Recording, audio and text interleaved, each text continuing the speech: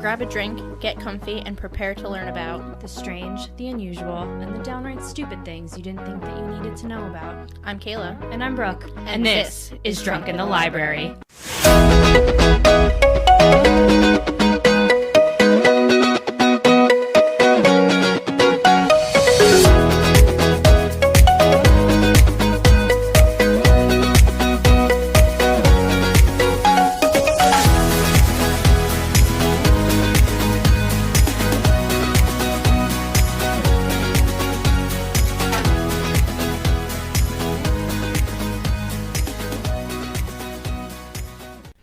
Hey. Hello. Welcome back.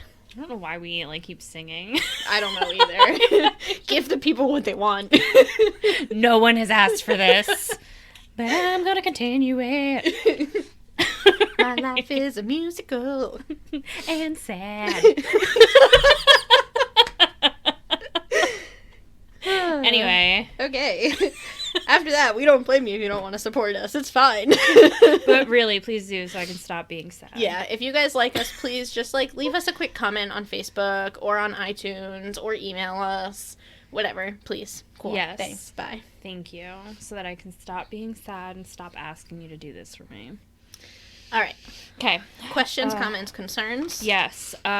So Moonlight Sonata was actually written by Beethoven. Yes. That's it. Yes. That's it. All right. And, okay, you're up. Okay, so my sources are Ranker, Wikipedia, and newscientist.com. Okay. Today I'm going to tell you a little bit about Lazarus species. Okay. So a Lazarus species is a species of animal that has previously gone extinct, and then we discover that it's not actually extinct. Oh. Yes. Ooh, Yeah. I like things like that. It happens more frequently in paleontology. A fossil that has not been seen in a specific time period and then suddenly resurfaces, sometimes millions of years later. But today we're talking about animals. Okay. That have I know one right off the top of my head. and then come back. Oh, well, here's your slideshow. I have a slideshow set up for you okay. today. The most popular one of these is the coelacanth. Yes, I love the coelacanth. So scientists largely believed them to be extinct because they had only ever found fossils of them. Of course, now we know that they just live in really deep water. Mm-hmm. Then in 1938, one was caught in a fishing net, mm-hmm. and it was about 5 feet long. They called in a museum curator to come check it out. And after conferring with some of her colleagues, it was agreed that it was indeed a coelacanth. So they are back. Cool. They're called living fossils. I love them. Yes, they're very cool. You can slide. The next one is a stick insect that lives on a remote island off the coast of Australia called the Lord Howe Island stickbug. It was apparently pretty large, as you can see from that. Oh, God. Often called a tree lobster. Yeah, it is. Yeah, it is. In 1918, a ship ran aground on the island, and all the rats that were on board jumped off and ate all of these bugs on the island. So they were largely thought to be extinct.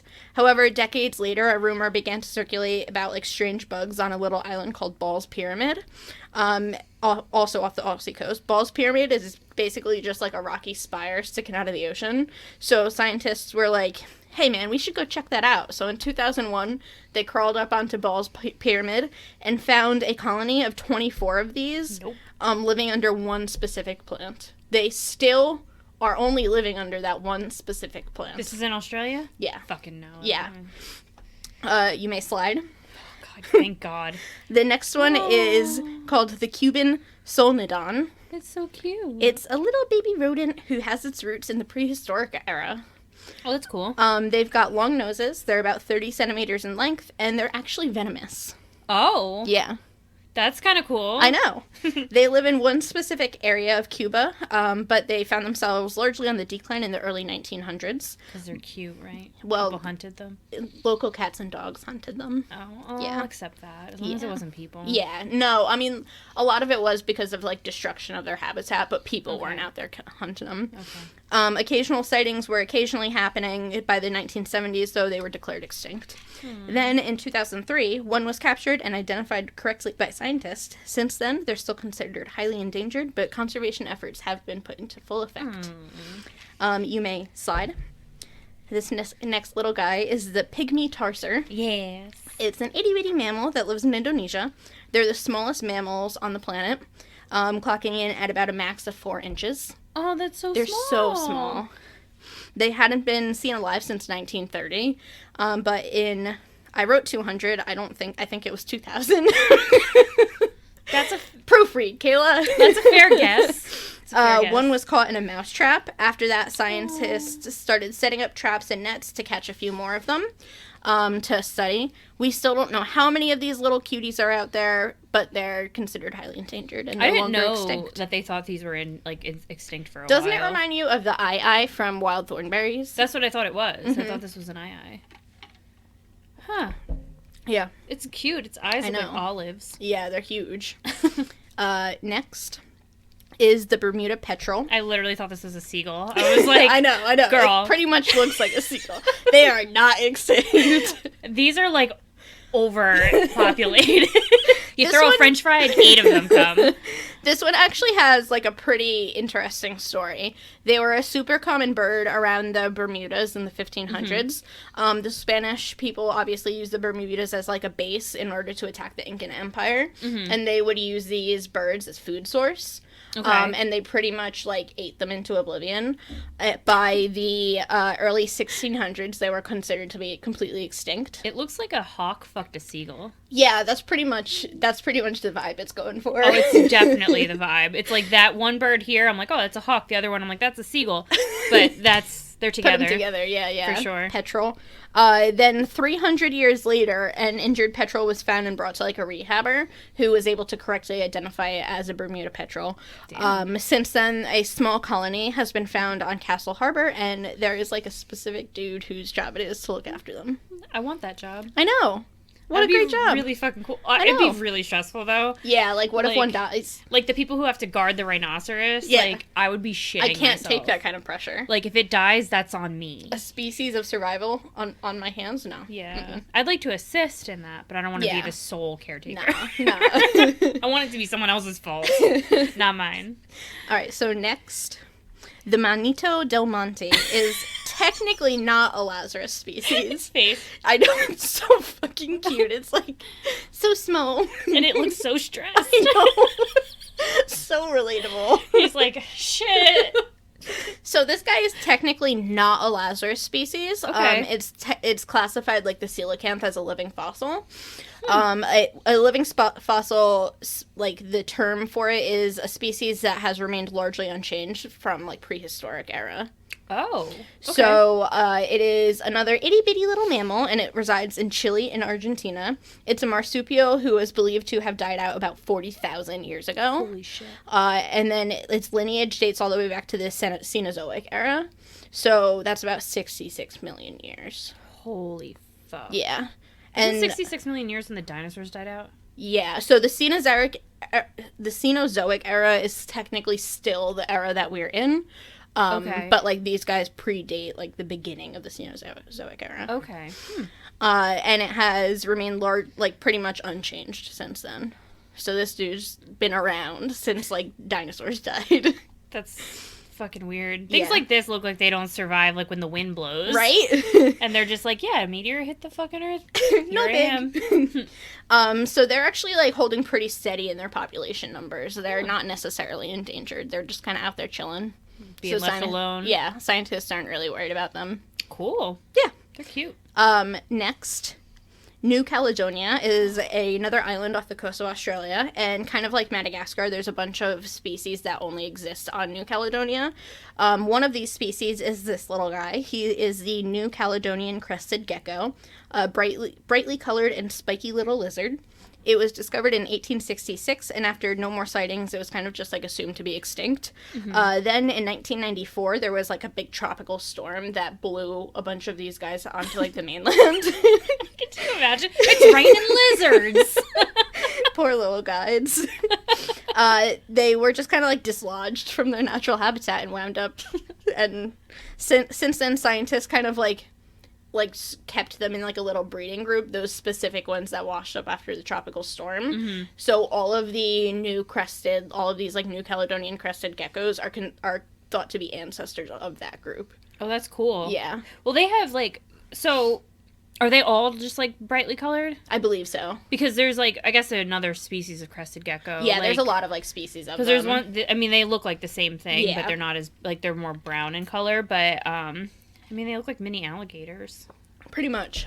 They're cool. They're pretty cool. New Caledonia actually is home to a couple of these. The other one, I'm not going to talk about it, but there was one called the terror skink. So it's like another lizard that they thought went extinct and wound up finding later. So New Caledonia is just like hopping with these things. Sweet. You may slide. This is the Laotian rock rat. Rock rat. Looks like a fucking chinchilla. Doesn't it? That's what I thought too. Although it's described as somewhere between a squirrel and a rat. Which chinchilla. I think also works, yeah. Except this one has a longer face. Like, this has the face of a rat and the body of a squirrel. Where a chinchilla, I feel like, has a flatter face. Yeah. And you can definitely tell it's soft. This one might be a little rougher. Yeah, he looks like he's maybe not, like, I don't want to pet him. I mean, I do want to pet him, but I don't want to cuddle with him. No, his tail's really funky, too. Yeah.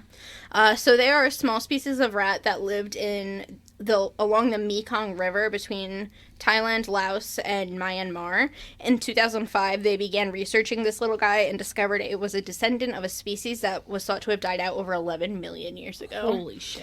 Scientists aren't sure of how many colonies are out there of this little creature, but occasionally something similar will turn up as meat in, like, food markets.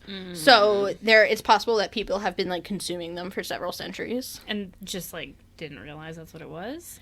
I don't know that you're probably looking at, like, third world countries, so they probably don't think that hard about what it is. Like, if it's not poisonous, it's game. Okay.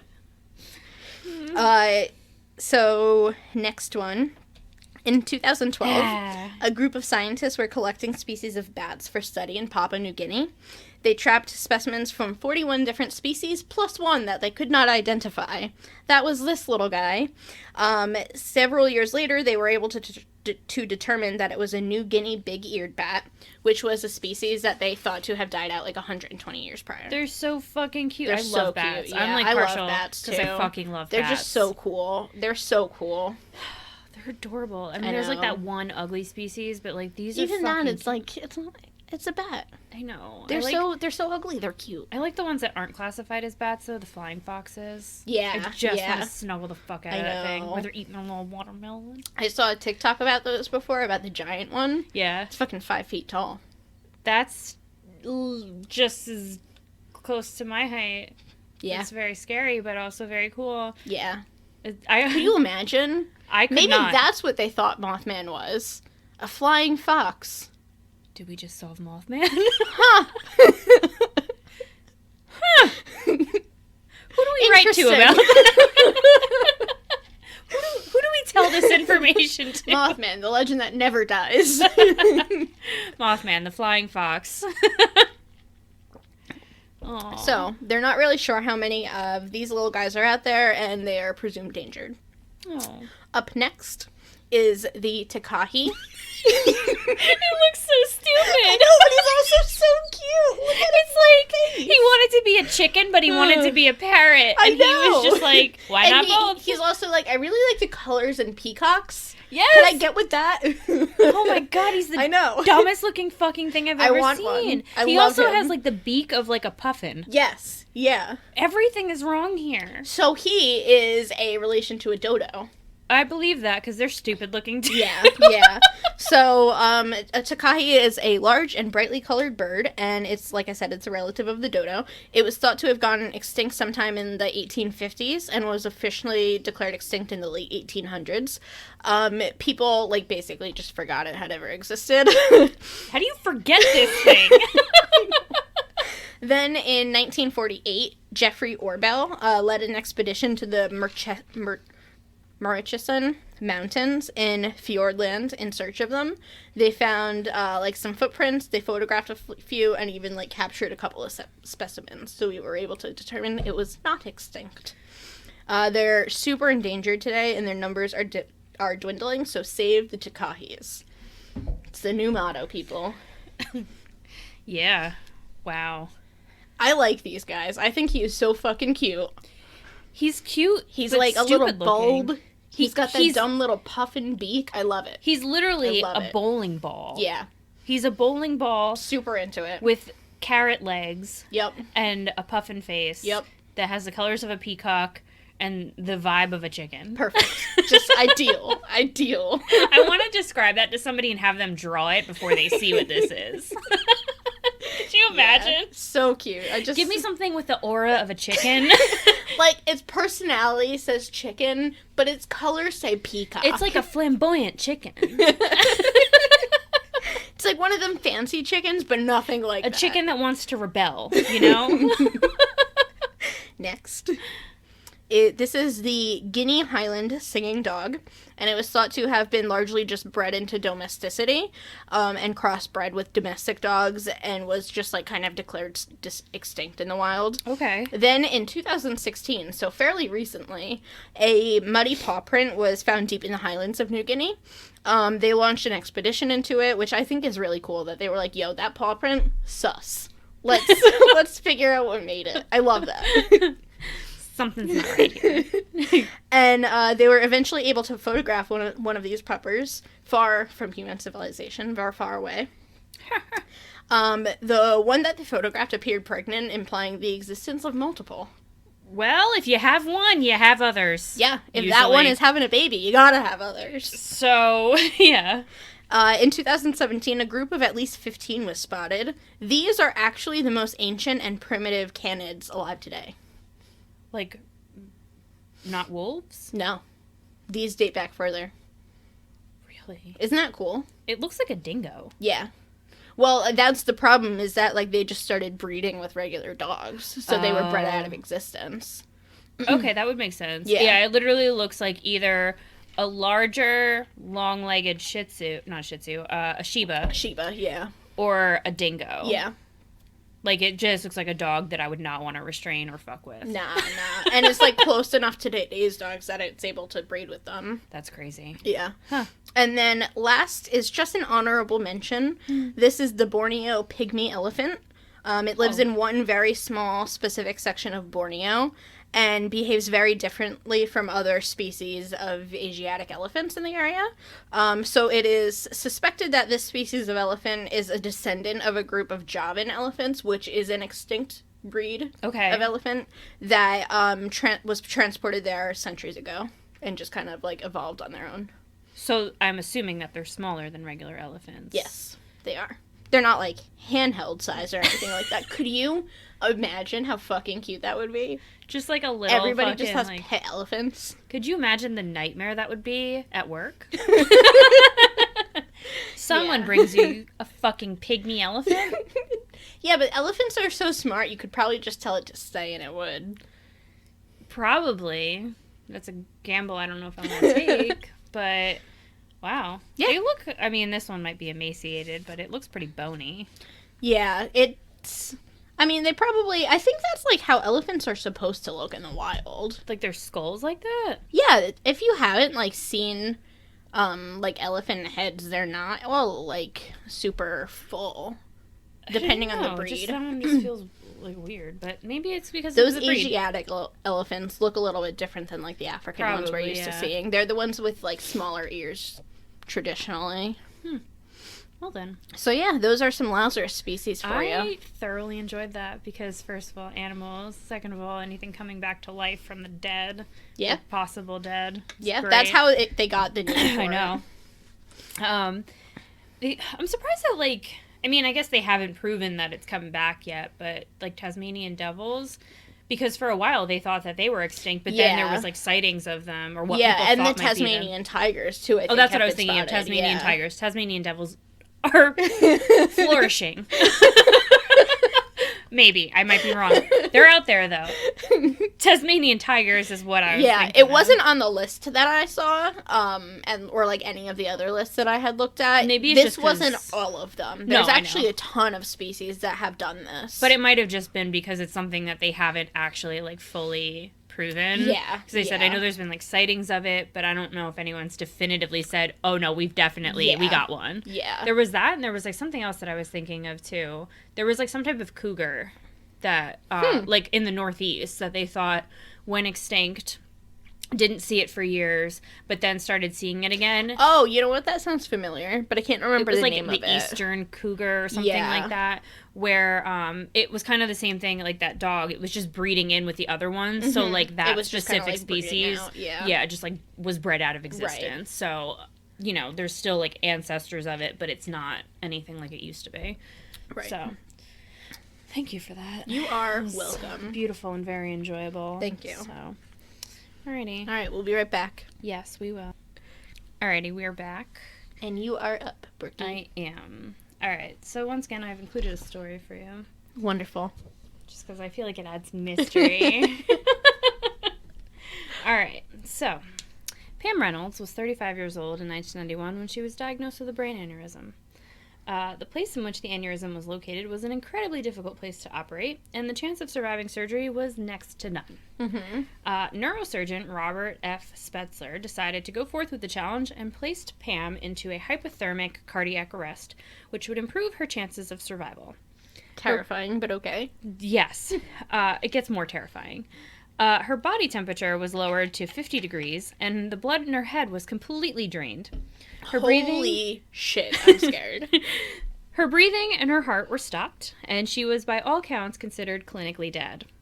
Pam survived, luckily, and went on to tell a very interesting tale of watching herself be operated on. Holy shit. She could describe the tools used on her and the conversations of the medical staff. She claimed at one point she was pulled towards a light, and she saw her grandmother, her uncle, and her other dead relatives. She remembers wanting to stay, but being told it wasn't her time, and was pushed back into her body by her uncle. This was only one account, what would be eventually known as a near-death experience. So that's what I'm going to talk about today. So it's funny that you talked about Lazarus animals, because I'm going to talk about Lazarus people. All right. Which actually, like, the pages on this led me down a wormhole of other Lazarus things. So, like, I saw Lazarus species or stuff like that, and I was like, that sounds interesting. Bookmark that for later. And then here you are. So, here I am. That's what they've been saying my whole life. Surprise. So, my sources are Wikipedia, Ranker, scientificamerican.com, and theatlantic.com. All right. So, with Pam's experience, doctors claim that it was due to anesthetic awareness versus it being an actual near-death experience, and that the experience happened it happened either before she was, like, clinically dead or after she was already revived. Okay. So they think that it was just, like, she could recall these conversations because she was, like, still aware of things. Mm-hmm. But she says, no, that's not true. I watched the whole thing occur. Yeah. The other thing that I guess I didn't mention in here, which I thought I put in here. Oh, they put, like, so while she was out, they put these things in her ears. It was basically like headphones that just like continuously clicked really loud because that's how they monitored whether her brain was active or not. So like if it was still active, you would have a response on there. Okay. So, like, that's how they needed her to be completely You could have done a whole episode on this, because I am so intrigued just by the fact that they literally killed her and then brought her back after surgery. That alone to me is fucking we'll talk insane. About it. Okay, good. I included a lot in here because this is fucking fascinating. That's so crazy to me. It scares the shit out of me, but it fascinates the fuck out of me as well. So, like, first we kind of discuss, like, what clinically dead actually means.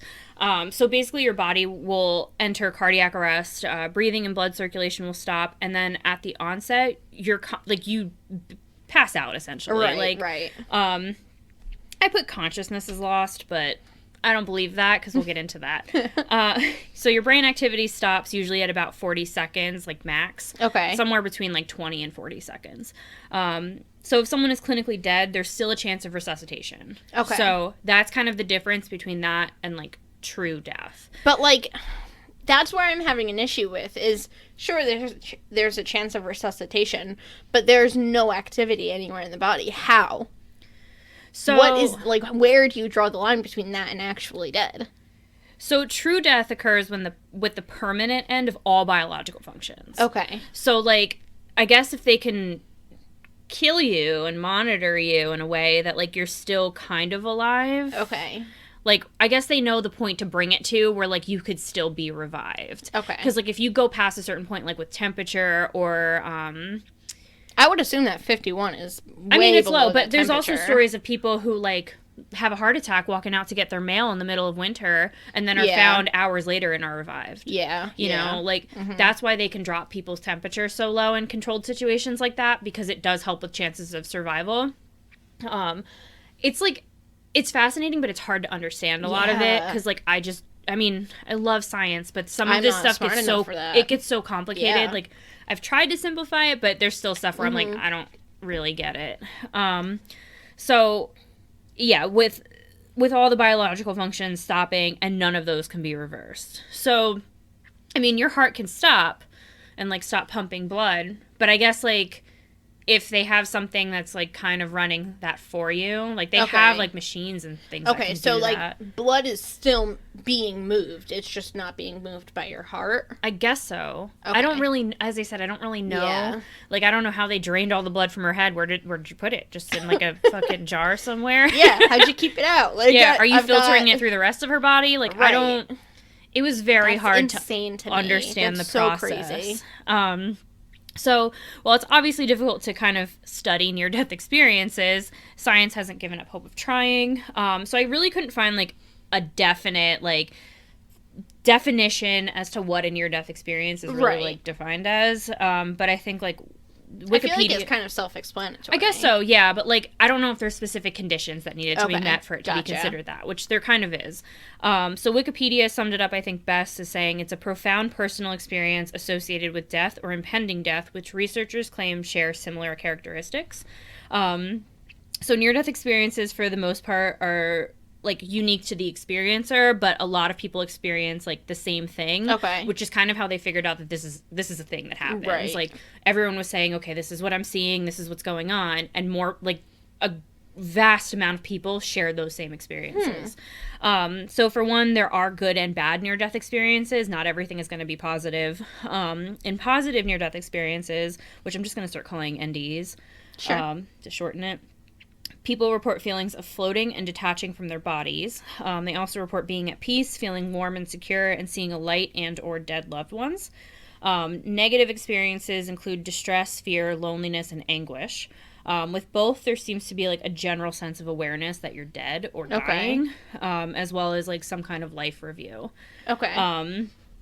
There's a lot of debate as to why these things occur. Everyone kind of has their own theories, and as I said, it's kind of hard to, like, pinpoint exact things because this is such a, I want to say, subjective topic. Yeah, and it's also, like, you can't study it because it's fucking dangerous to do things like that. Yeah, you can't cause people to have a near-death experience. So research... because you can't be sure that they would. Yeah. Well, the other thing is, too, is, like, you have to be sure that they're telling you the truth, and, like, which I'll go into, too, because I feel bad even saying that. But, so research suggests that it happens in life-threatening and sudden scenarios, such as car accidents, heart attacks, or other sudden traumas. Okay. To which, like, you're, I guess, not expecting it. Other research suggests that your brain basically, like, chooses to do this to you because it's better than feeling the pain that you're going to be feeling in that moment. So it, like, I guess it, like, kind of lulls you into a sense of, like, feeling secure and feeling at peace with yourself and, like, all this bliss, and showing you things to comfort you rather than scare you and make you panic in the moment. So it's just like, okay, we'll just do this. Else. Kittens and fucking balloons and all this shit. So you don't have to face the reality that you're probably dead or dying. There's also a theory that, like, a decrease in oxygen to the brain can cause hallucinations, which is why they think sometimes people see, like, a light at the end of the tunnel, or like, their dead loved ones, because that's the thing. First of all, it's going to comfort them in that time, or their brain is just, like, hallucinating this stuff. And then I saw, too, I didn't write it down in here, but I remember reading it, was that, like, the tunnel experience is kind of caused by your vision going out. So, like, it looks like a tunnel. It just slowly starts to fade out, and that's why you get that, like, that I mean, general feel your of it. Vision can tunnel, like, when, like, I get tunneling vision when I get mad. My vision tunnels if I get, like, very angry. Yeah. So it's not, like, a super uncommon thing. No, not at all. But as I said, like, science kind of can't come up with, like, a definitive answer as to why or even if near-death experiences actually occur. Okay. So, as I said earlier, it's kind of like hard to study the subject for a variety of reasons. One, you actually need to bring somebody to the edge of death. Yeah, probably not a great idea. I don't know how many people are going to volunteer for that. Not me. Well. Would I volunteer for that? Best that happens is I contribute to fucking science and I have a near-death experience. Worst that happens is I die. Win-win. You're right.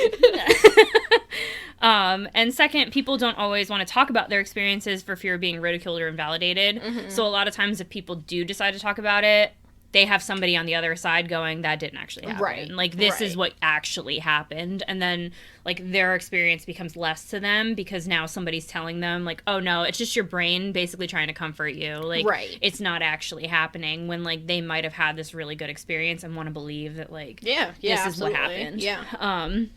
So, I mean, despite all of this, there were a few study attempts. But this is where I'm going to show you something kind of cool.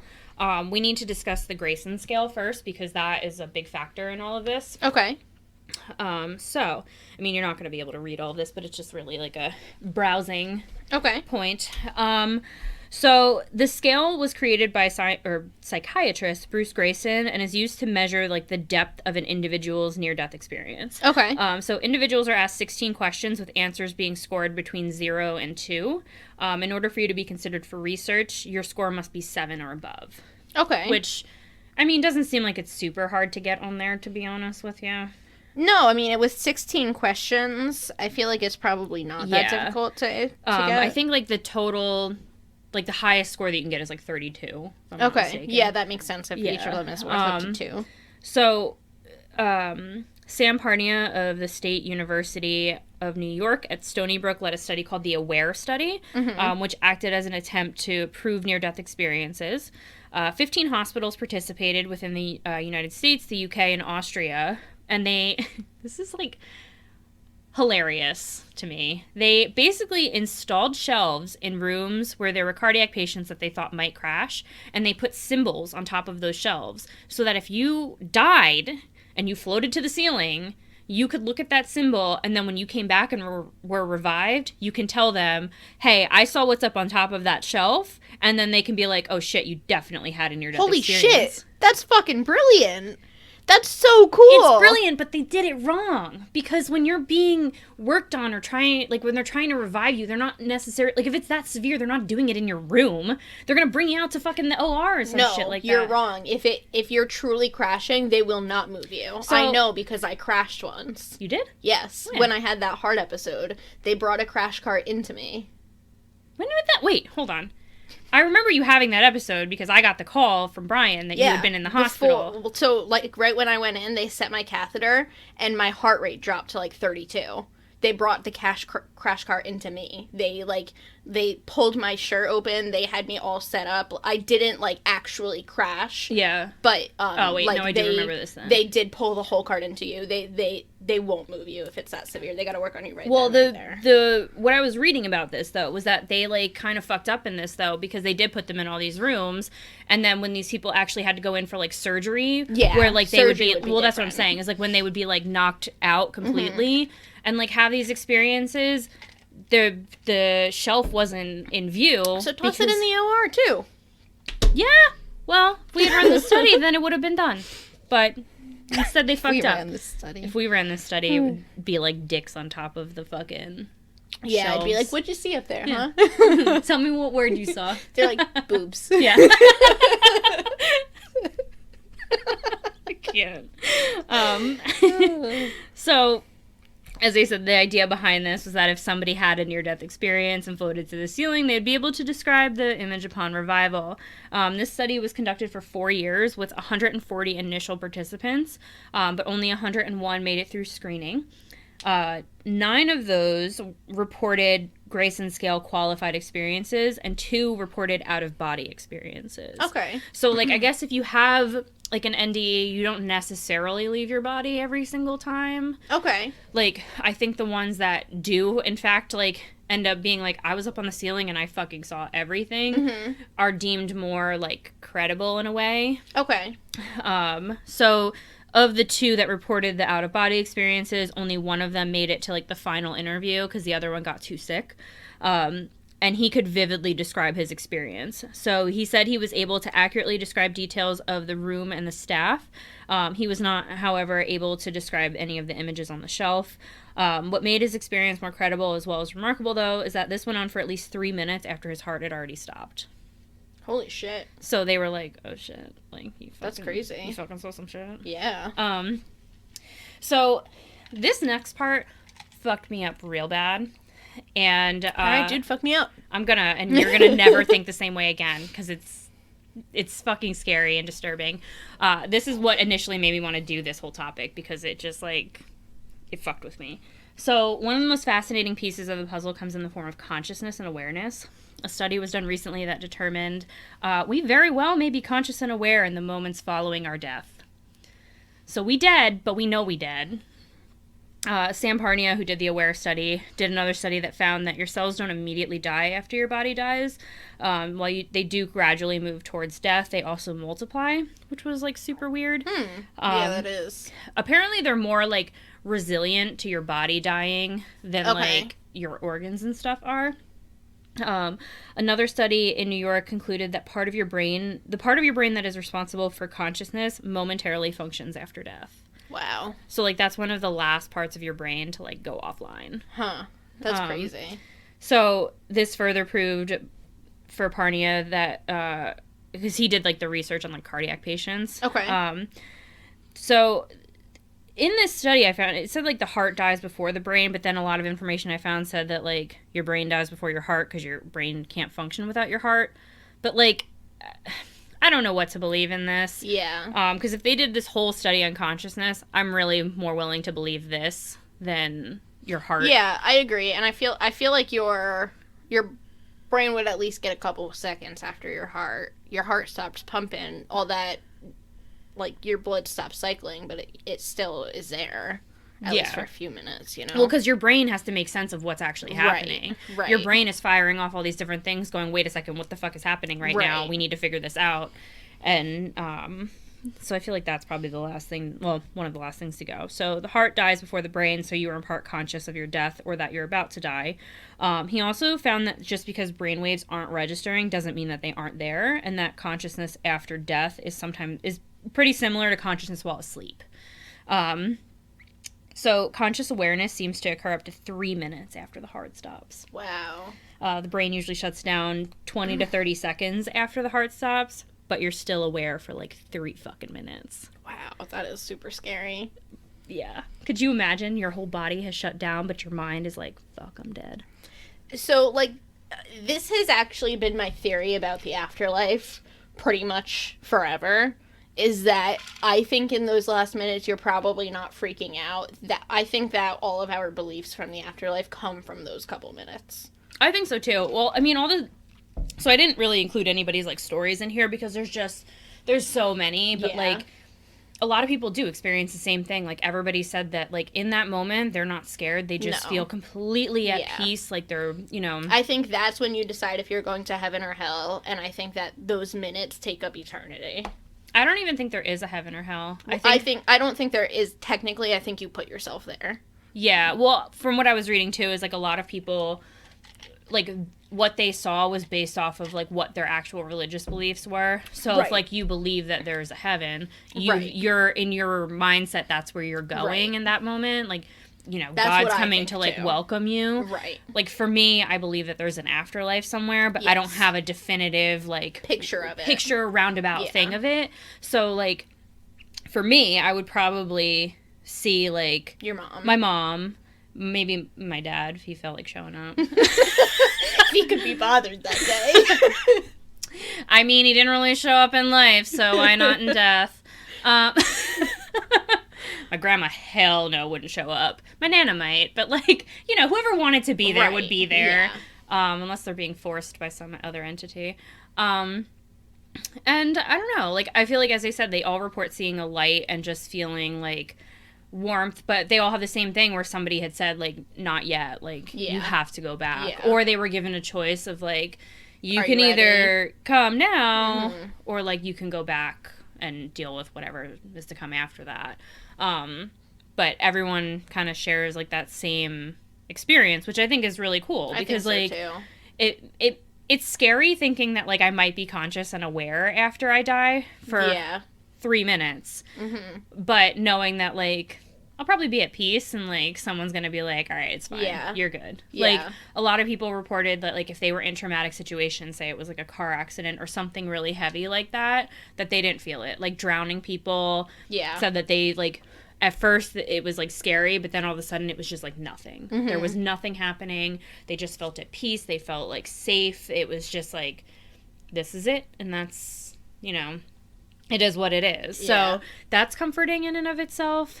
But then there's the people that have the bad experiences where they're going to hell and then they come back and they're like, shit, I gotta change things. Yeah. I mean, like, it still serves a purpose. It does. You know? Yeah. Can you imagine being given the choice? You wanna come down here? Or you wanna go back? No. Okay. No, thank you. I'd be like, do I get a crown? Am I ruling? What are what are the terms and conditions? Listen, if I get to run this show, fine. I'll help, do whatever. If I don't, I'm going back upstairs. I don't know, like, as I said, the consciousness thing, like, really fucked me up. Like, it really bothers me. I feel like it doesn't bother me that much. I'm very calm about death, though. Like, not that it doesn't faze me, that's not true at all, but I have a very clear understanding of it, and, like, I don't think I'm fazed by a lot. You know, like, I think I'm pretty even keel. I mean, I think I understand death. Oh, well, yeah, sure. It doesn't scare me. I mean, eventually those 3 minutes gotta end, but, like, Right. I don't know, just the thought of that, for some reason, bothers me, because, like, yeah, in those 3 minutes, and then those people come back, but, like, what if you, like, dead? Like... Then you're dead. Yeah, but, you like, can't do what anything about it. I know that, but what if you're trapped? Like, what if you're fucking trapped in your consciousness, and you're just aware through everything, and you can't do anything about it? Like a paralysis of sorts, like... Eventually, you're just gonna go to sleep then. Not with that anxiety! But, like, why be anxious about it? Because I don't want to be trapped like that in my own fucking body, not able to do anything.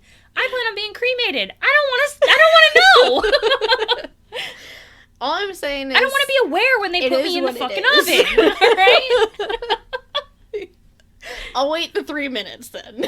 If it's Give 3 me a minutes. little tap if you're still in there. Well, that's how people end up, like, they diagnose them as being, like...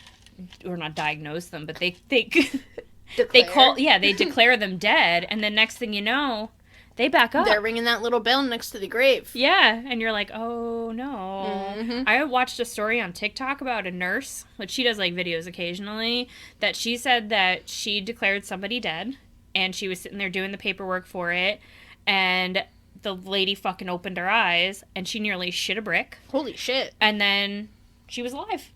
She was fucking alive. All right. Like, no.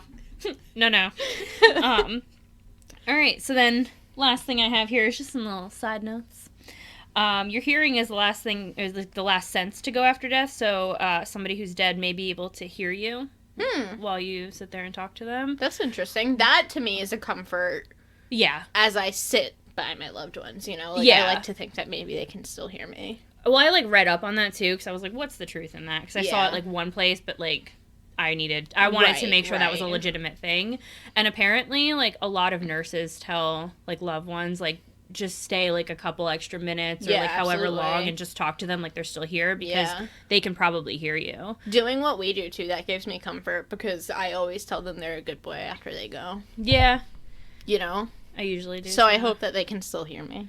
Or, like, the owners do. Yeah. But that gives me comfort in the ones that don't stay and, like, I'm the one that they see last. Yeah. Because that is really sad. But, I mean, I guess I would assume it's the same with dogs and cats. Probably. Than it is with humans. Yeah. I don't know. And the last note that I have here, which is just, like, so fucking weird to me. In 1901, Dr. Duncan McDougall, which sounds made up, set out to prove the existence of the soul. So he did this by weighing his patients before and after death. And all of his patients, 6 in total, lost roughly 21 grams. Huh. So the soul weight is exactly 21 grams. That's interesting. Right? Yeah, that is kind of interesting. Yeah. I mean, I wonder what the science behind that is. I don't know. There probably wasn't any science behind it. Yeah, like, I mean, you can't account for it. 21 grams lost. Unless, like, the air in your lungs weighs 21 grams. I mean, I guess it could be. Well, air doesn't weigh anything. That's fucking dumb, Kayla. I'm over here agreeing with you, I know. so, like, I'm a fucking idiot, too. It has no mass. If I was good at cutting things out, I would cut this out. Dumb ass. I don't know. My first thought was, like, you know how when animals die, everything just like expels, leaks yeah. out. Mm-hmm. But like 21 grams isn't a lot. No. It's not even a pound. Mm-mm. So not enough to empty. Not enough to account for that. Mm-mm. I don't know what it would be, to be honest. I guess it's your soul. Not me. Maybe you. I guess we'll have to wait and see. I'm going to write that in my will. Please weigh me. Here's my exact weight before. I just want to know. I need somebody to confirm that I do, in fact, have a soul, because I'm pretty sure I don't. Was it 21 grams? How many grams does my soul weigh? I mean, that gives some stock to the Egyptian culture where they would, like, weigh the heart, and if it was light as a feather, that's how they would determine, like, your afterlife. Oh. Yeah. I mean, I guess so. But, I don't know. It was just really interesting. So, that's what I have for you. Interesting. Near-death experiences. Thank you. You're very welcome. Mild bummer, but also super interesting. Yeah. Well, glad I can give it a comedic twist. That's how I would describe our personalities. Mild bummer, but interesting. 3 out of 5 stars. Did it make me laugh? Yes. Did it also disappoint me? Yeah, maybe a little. Probably. Yeah, that's pretty accurate. So, that's, as you said, that's what I have for you. Cool. Do you have any book recommendations? Which I completely fucking forgot last time. Oh, man. Boy, do I. Oh, boy. I'm reading Midnight Sun. Still? Yeah, I started it, like, way after I got it, and I'm reading it very slowly. Surprisingly, it's not that thrilling, so... What a shock. Yeah, so it's a little bit slow to get through. There's shock. just a lot of angst. Are you going to tell me anything that I don't know? No, probably not. Oh, except, one thing I did learn is Edward also can't read Charlie's mind. Really? Yeah, like, he kind of can, but he has, like, a really hard time sussing out Charlie's thoughts. Interesting. Yeah. For everybody who fucking cares. Which I really don't even care. I'm just having a good time here. I'm here for a good time, not for a long time. I read that Stephenie Meyer has 2 other Twilight books in the works. I heard that one of them is about Jacob and Renesmee, and girl, I don't fucking care. Not interested. Wasn't interested when that became a thing. Nah. When that happened in Breaking Dawn, I was so mad I threw my book across the room. I literally tossed it. Who thought that was okay? Stephenie Meyer. She couldn't even talk about sex until, like, the 4th fucking book. And she's like... Babies. Werewolves in love with babies. Huh. Great concept. Like, what else could she possibly have to talk about in that world that anybody gives a fuck about? Nah. Nothing. The only thing I would be interested in reading now is Breaking Dawn from Edward's perspective. Yes. That I would read. I want to know what he thinks about Renesmee. Agreed. That is a book I would get my hands on. Yeah, yeah. Because during that whole fucking last book, I was like, what? What is happening here? Yeah, that whole book was... The first, like, quarter of it was solid. I mean, it's not, like... you know, primo writing or anything, but it's what you expect from the rest of the Twilight series. And then, like, the rest of it is just, like, what the fuck? I have never been so disappointed by an ending of a book than I was by Breaking Dawn. Oh, I've been disappointed many a time by different books. Like, same, but nothing hurt me the way that, like, because I was such a Twilight girl, and, like, I had been so excited for that book, and then the ending came, and, like... I don't know if anybody fucking cares. I know you don't. It's fine. I get it. Look, not everyone's gonna give a shit about us, all right? And I don't fucking care about them either, so. But, like, At least in the movie, there was, like, a battle. In the book, it was just, like, everybody met in this field, and Alice was like, no, we will die. And then everybody just called it quits. I know. That was so fucking disappointing. I know. I read it. I know. I read it, and I was like, I still have to talk about it 10 years later. It's like, girl, what you doing? It was bad. What the fuck is this? So I'm not expecting a lot from Midnight Sun, but I'm here for the vines and the memes. You know? I guess so, yeah. I mean, I haven't read a Twilight book in God knows how long. Last time that we read the chapter. I was going to say, the time that we read it aloud to each other for that funnies. was fun. Oh, it was hilarious. But I don't know if I want to reread those books. I don't know if my soul can handle it. It probably if I have a soul. It probably can. That'll be the moment it leaves my body. I'll weigh myself before reading Twilight and after. Every time Edward's like, I just want to know what's going on inside her head, I'm like, dude, the answer is nothing. That's why you're not getting any thoughts, bruh. Ain't nothing firing. Just empty. It's blank. Just a fucking cloud. And then, like, one signal that says, bite your lip. Yeah. Stutter a little bit. Yep. And there you go. Yeah. That's it. So. Alright, so Midnight Sun sucks 2 out of 10. Don't really recommend. Am I gonna finish it anyway? Yeah. Fair enough. Here for a good time. Yep. What do I have? I'm not reading anything currently because I'm not. But I do have a recommendation for my topic, which is called Spook by Mary Roach. Ooh. I have been wanting to read this book for fucking ever. But, I think the research that was done in it, because they do research on, like, if there's an afterlife. It's, like, a bunch of scientists coming together and, like, giving you their thoughts and opinions on it. But I think the studies that they did in it were, like, 2013. Okay, so fairly recent. Fairly, yeah. My soul wanted something more recent, though. Okay. I want, like, yesterday. Yeah. It just came out this morning. Yeah. But no, this was, I think, 2013. Okay. Or maybe 2009. So there's not, like, a lot of stuff in it. And it looks like a pretty short read, but I do eventually want to buy it because it looks super fucking interesting, and I love things like that. So, science and dead things, so. Yep. The science Everything of dead we things. love. Exactly. Morbid curiosity. So, yeah, that's that. All right. Cool. Catch us here next week. Doing weird shit. Like usual. Also, I don't know if this is timed correctly, but we are utilizing our YouTube channel more. So, like, maybe check us out on there, but it's going to be really embarrassing, so also maybe don't. It's not going to be that embarrassing. We'll be fine. I don't know if it's timed correctly. I don't know. It should be. No, it definitely will be. Yeah. Because it will be. This will be the first week of September. Yeah, so our first video would have gone up last night, so check us out over there. And just, like, keep an eye on that, because we're going to be doing some real cool shit for October. Yeah, we do have really cool shit for October. Just for, like, the next couple months, we got some cool shit. Yeah. Also, like, reminder that if you're into merch, let us know, because we're probably going to be starting some kind of PayPal shop-looking thing. And, yeah, as Kayla said, the videos, which will give you more of an explanation as to exactly what the fuck we're doing in those, because it's not just, like, here's us, just being us. Yeah. It's There's themes. There's themes, and it's probably a little bit deeper than what we do here. Yeah. So. For sure. So yeah, that's that, and we'll see you whenever we see you. Okay, bye. Okay, bye.